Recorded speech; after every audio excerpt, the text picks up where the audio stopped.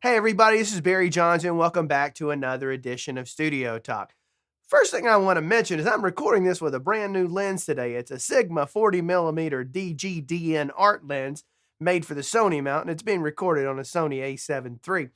I have to tell you, I like this lens. I like this lens a lot. Just got it, and I want you to know, I want to thank you folks out there because all of you out there bought this lens for me.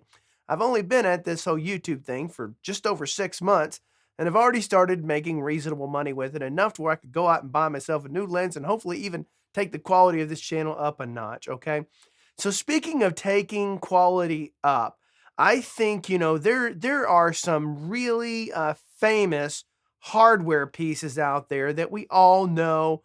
Some of us have firsthand experience with it, and some of us don't. We only know about the legend of these particular pieces of equipment. So let's kind of talk about who those players are, the ones that are the most revered. When it comes to microphone preamps, I think Neve stands out above the rest. I think, emulating that old Neve style microphone preamp that was in those Neve boards of the 70s is just an amazing piece of hardware, and it deserves a reputation that it has. If you're not familiar with Neve, go out and watch the documentary or rockumentary they did on Sound City that Dave Grohl did about that famous Neve board that was used in Sound City recording, of which now currently sits today in Dave's home recording studio. So you got Neve, they were definitely one of the pioneers, followed up by API. You had API has always been known for solid recording gear, great preamps, especially for recording drums and guitar or percussive instruments. APIs are outstanding for that. Then you've got old Universal Audio 610 mic preamp that was used back in the 70s and 60s, and also had a fantastic sound, although a little bit darker. Certainly not a mic preamp that's emulated these days much, with the exception of just Universal Audio doing it, but still a famous microphone preamp. Then you've got the old Trident consoles, and of course, then going into the 80s and 90s, you had SSL. Now, SSL was more known for their mixing console, not as much for their microphone preamps. They do make great preamps, but they're not world renowned for microphone preamps. And so those are some of your big players when it comes to microphone preamps.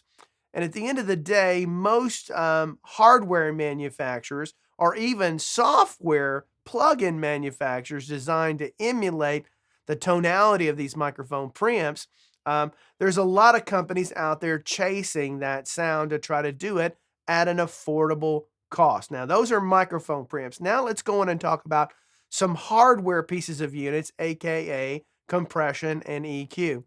Compression by far is probably the two biggest known compressors in the world are the Universal Audio LA2A or the Universal Audio 1176. Okay, so in addition to Universal Audio with those two famous, world famous compressors, you've got some other names that stand out, like a Fairchild, like Neve, like SSL, um, Tube Tech as an example, some more modern day compressors out there.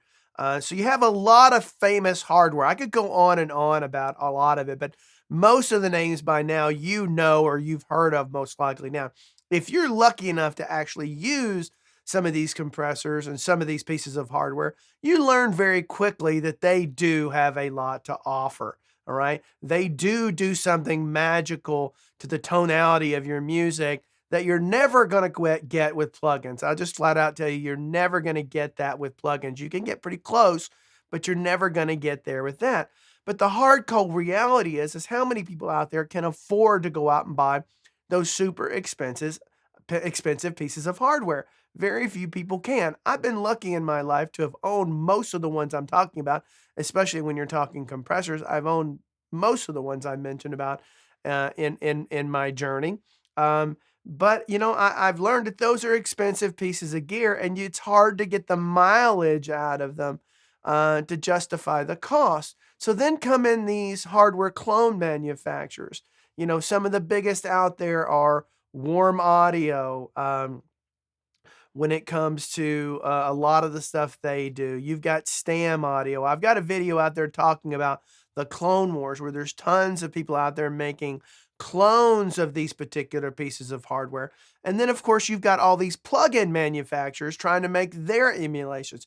Just about every plug-in manufacturer has either emulated, I mean, flat out directly the 1176 and the LA2A, or they've created modified versions of those particular compressors and the plugins. Now, oftentimes when you see this hardware demonstrated or these plugins demonstrated, you're seeing those done in as best they can to do an apples to apples, basically trying to prove that they're either hardware emulation or their software, aka plugin emulation of a particular piece of hardware. The manufacturer's obviously trying to prove that it sounds identical or just about identical to the hardware that it emulated. Now, here's another thing that here's one reason why I think so much of this is just futile at the end of the day to become obsessed about it, it's oftentimes hardware, especially older hardware, had unique characteristics to it. Not every transformer was the same. Not every transistor was the same. Not every capacitor was the same. There was lots of different components, and as they aged, they changed some tonality, and as manufacturing processes change, some of the tonality of some of the pieces change. So even if they nailed that original, to try and expect any two LA2As to sound identical or any two 1176s to sound identical, it's just not going to happen. So I think where the mistake that many of us make is that we'll make our buying decisions on whether we feel like that piece of hardware or that particular plugin sounds exactly like what it's emulating. This is where I think we all go south, or many of us go south. Yes, in a perfect world, if a piece of hardware can emulate a Neve microphone preamp and nail it, I mean, absolutely perfectly.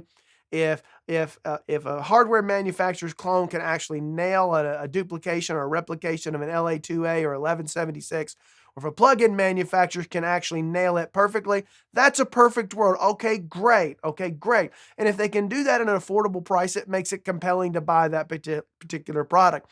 But I think the question we have to ask ourselves today, because we can get so wrapped up on buying the next thing, the next thing, the next thing, that we accumulate, okay, a studio full of gear or plugins that we just don't hardly ever use or don't use as often as we'd like. But if it's hardware, we love looking at it, but we don't find ourselves turning those knobs as much as we used to, okay?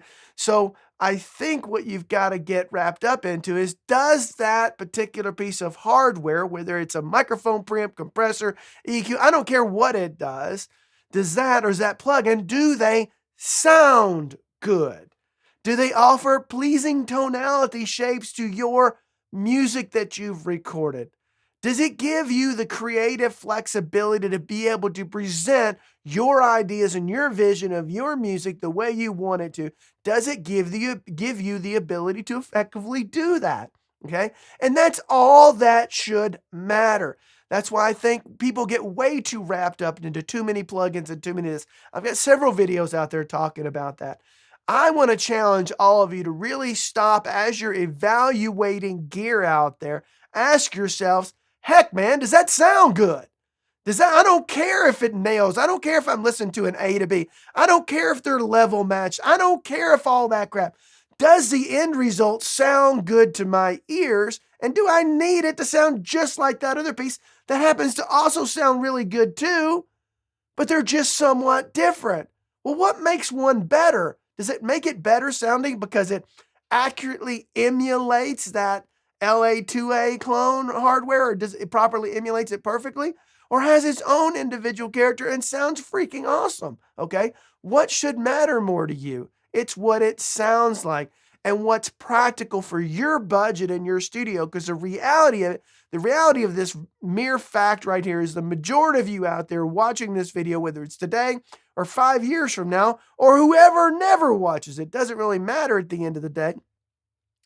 The hard cold reality is most of us are not going to be able to be in a situation to where it's practical. Even if we do have the money, it's probably not likely to be practical that we buy all these particular super expensive pieces of hardware to get that exact thing, okay?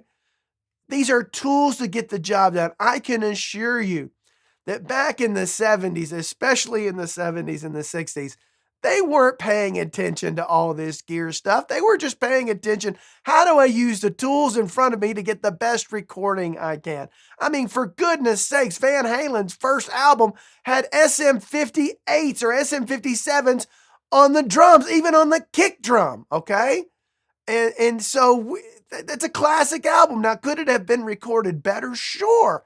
But it didn't really matter at the end of the day because it got recorded. And so before you get all wrapped up when you're evaluating and you're listening to a particular piece of hardware or a particular plugin, as it's comparing to someone else and say, oh, that doesn't sound exactly like that, I'm not buying that. Well, maybe you should really reconsider that and think about it differently. Now, you may come to the same conclusion, but at the end of the day, don't kid yourself with all this, I'm going to say materialistic BS, trying to get all this highfalutin gear into your studio. Now, I love highfalutin gear, okay? And this is not going to stop me continuing to chase my journey of highfalutin gear, okay? I'm always going to do that.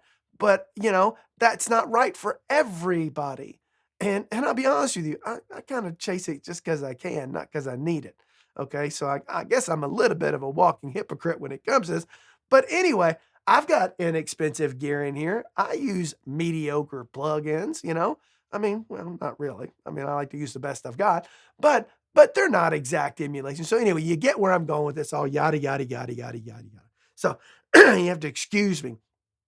New Year's Eve, I popped positive with Omicron. I feel like I'm going to turn into a transformer at some point. At the end of the day, the good news is for those of you out there that happen to get this, this COVID thing, this was just basically a bad cold for me. Okay. So if you get Omicron, I hope it's mellow and easy for you like it has been for me so far. So anyway, but I'm still making videos, even though I'm technically got COVID-19. Okay.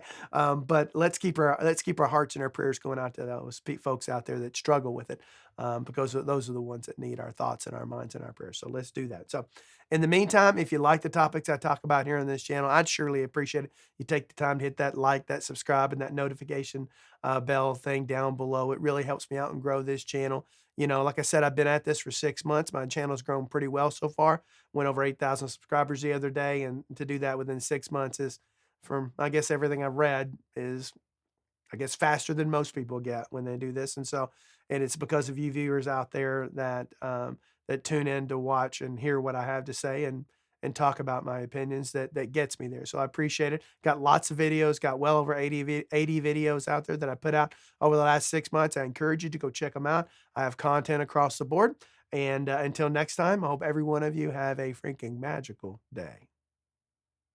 Happy New Year, 2022, baby. Bye-bye.